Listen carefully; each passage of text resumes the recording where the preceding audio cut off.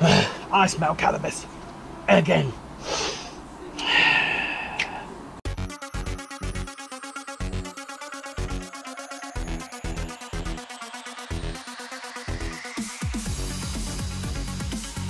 How do we use a wiring diagram to solve a problem? Before we get started, don't forget to hit that subscribe button. Don't forget to turn on your notifications. Don't forget you can stalk me out on social media.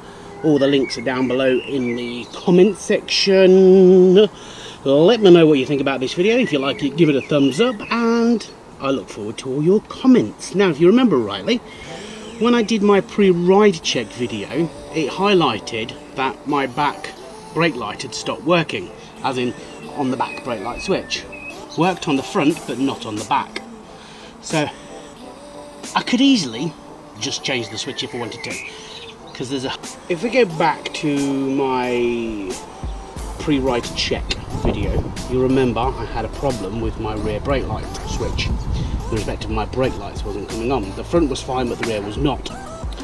Now I could easily just go and buy a new switch and put it on, because a good percentage of the time that is what's causing the problem. But I thought a perfect opportunity to explain how learning to read a wiring diagram can help you diagnose a problem with the electrics of your bike. So we're going to use this. So what you need obviously is a nice wiring diagram, which I've got here, look, wiring diagram, and ruler, 2 different coloured pens, multimeter, gloves. Now remember to put them on this time, because I forgot to put them on the last video and got dirty hands, so I remember to put them on. So first things first, we go to our wiring diagram. So if you remember from my previous discussion about wiring diagrams, there was some basic rules to follow. So the first thing is we need to identify some components. So the first thing we need to identify is the battery. We can see the battery. We have a lovely 2-page spread now. Relay, battery. So there's our battery. I highlighted the battery. So next I need to find is my brake light, which just happens to be on the same page, which is pretty cool. So there's my brake light. There, like so. Now the question is, where is my brake light switch? And my rear light switch is just here. So they're the components. Now obviously the front light switch is working because the lights are coming on.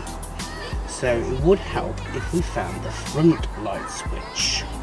So now the next stage is to find the front brake light switch, which is gonna be, he says, looking at his diagram, probably in the most bizarrest of places.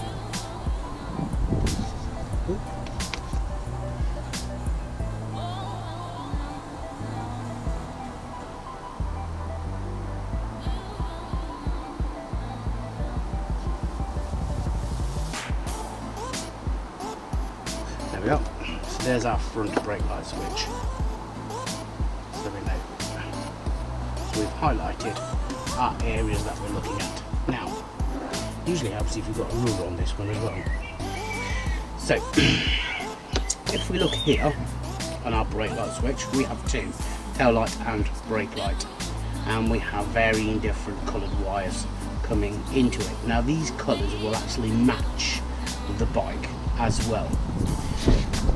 We also need to identify where everything is coming in to this switch. Now this bit here and this bit here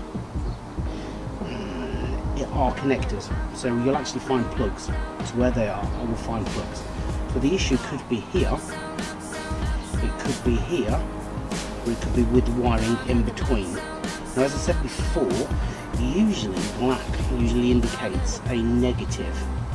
So let's just see, because I can, looking at this, I like this because the fact that I'm quite good looking at things and seeing stuff. But for yourselves, I'm going to draw it out. So from the rear light switch, this is going up here,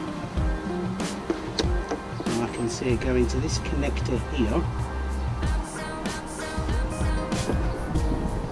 and then I can see it heading up to the front brake light switch. Now these should be in parallel circuits, which basically means they run side by side as opposed to with each other, because if they ran in a synchronized fashion or serial fashion, if one of them failed, the other one wouldn't work. So if they run parallel, then this basically means parallel means they're running like that. If they're running in series, they would go switch into brake lights. So that would switch into the brake lights, which is a bit pointless, because then if that one fails, no power would go through, it would just stop there and the brake lights wouldn't work. So these work in parallel.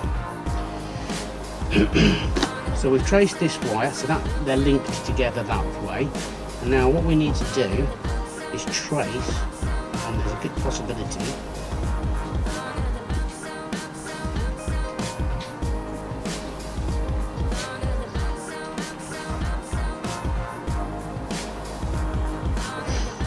what we now need to do is trace this wire.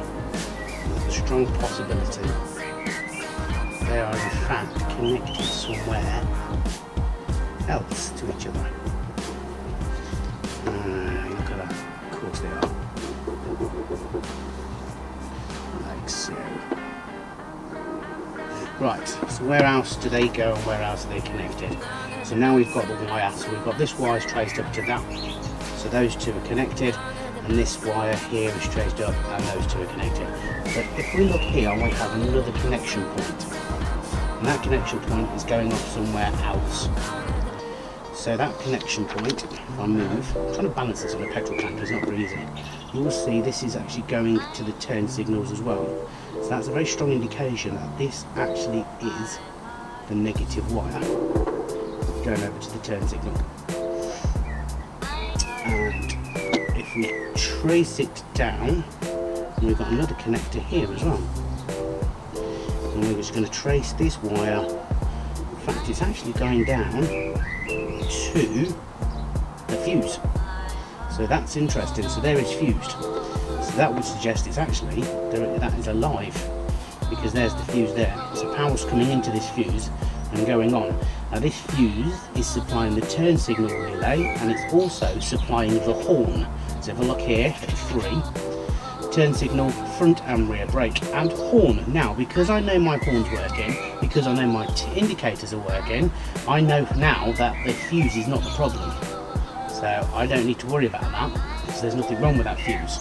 There's something else that's the problem. So I've just eliminated my fuse quite successfully by using a diagram as opposed to actually taking the bike to pieces, because I've highlighted that the indicators and the horn are on the same circuit as the brake lights and brake light switch, meaning that the indicator, meaning that the fuse has got to still be working. So let's go back to this green wire that we've got here. So if we trace the green wire up, we find there's a connector here. Okay, so that connector should lead us to the brake lights. So we now know that this system is not what's called a negative switch system, so it's actually positive that's going in. So positive's going to the fuse, it's then going up to this wire, splitting off and going to the turn signal relay, going to this junction here, splitting off and going to the front brake light switch. It's also splitting off and going to the rear brake light switch. Okay, so we now know that this is fine, the fuse is fine, the problem still lies somewhere around here. And as I said, if we trace this wire, now you see the two actual, they're running in parallel. So this is connected this side here, pretty much, and this one is connected this side. So if we follow this wire, we will find, he says balancing the thing again, that this will go to our brake light. So if we come down and we go across,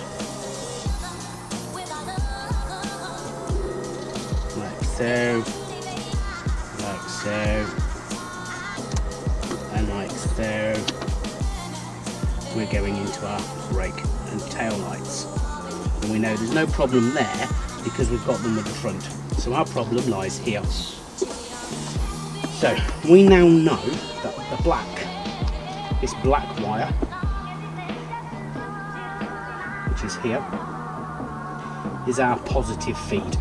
So we know that the power's going in to this, and then it would have to go through the switch to come back out. So if we get our multimeter and find this switch and attach it to the black side of this switch, there should be power going into this switch. So what we have to see is if there's power going in and if there's power coming out. And then if there's power going in and power coming out, then the problem's going to lie somewhere else. So we'd need to trace that and find out where that problem is. So one step at a time, because you always do this one step at a time. What we're going to do now is we're going to find this plug. So we're going to find this plug, so we know it's on there.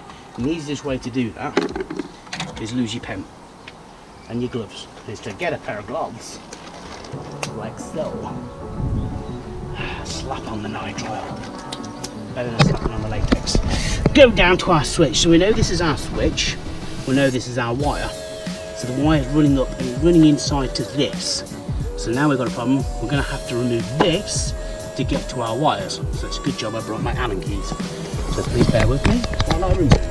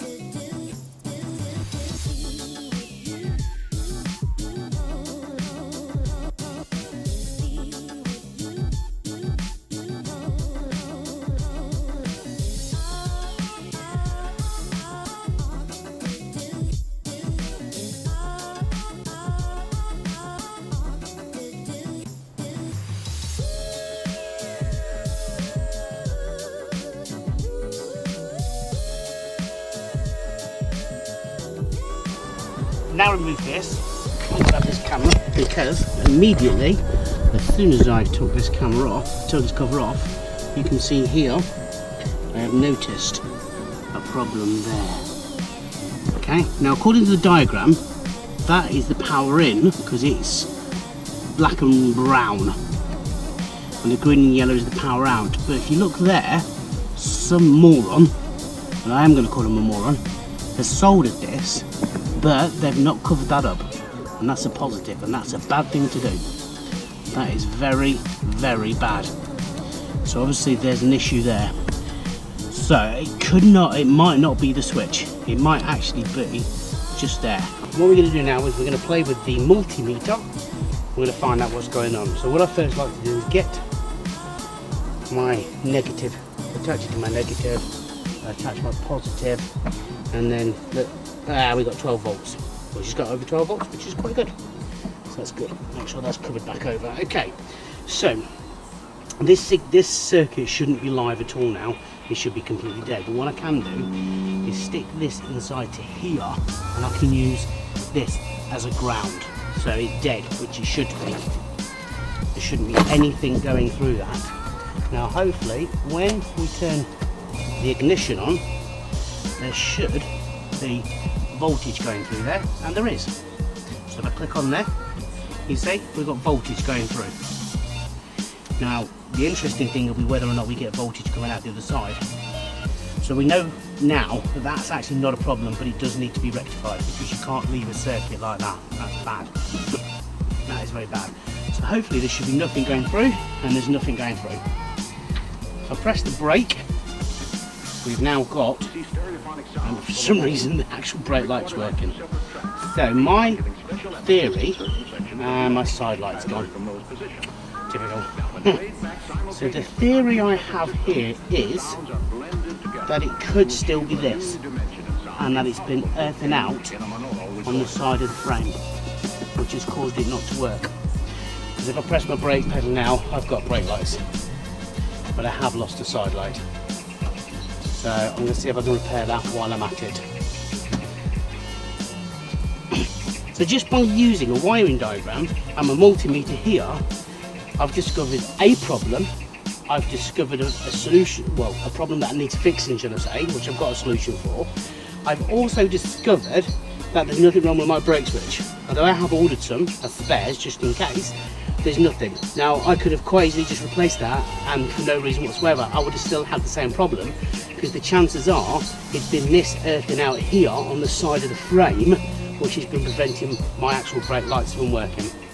And I've also highlighted that I've got a dodgy brake, or tail light rather, which I lied, it's now working. Look at that, I'm amazing, I'm brilliant. I've just fixed my tail light while I'm at it.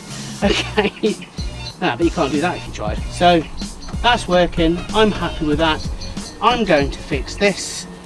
If you've enjoyed this video, if it's been worthwhile, give it a thumbs up. Don't forget, ask some questions if you want to ask some questions.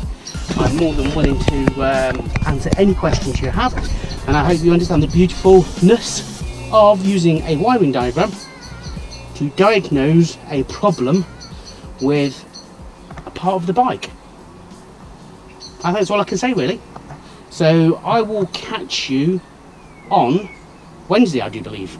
If that's wrong, I will let you know, but I'm sure it's Wednesday. I'll catch you next Wednesday. Cheerio for now. Goodbye.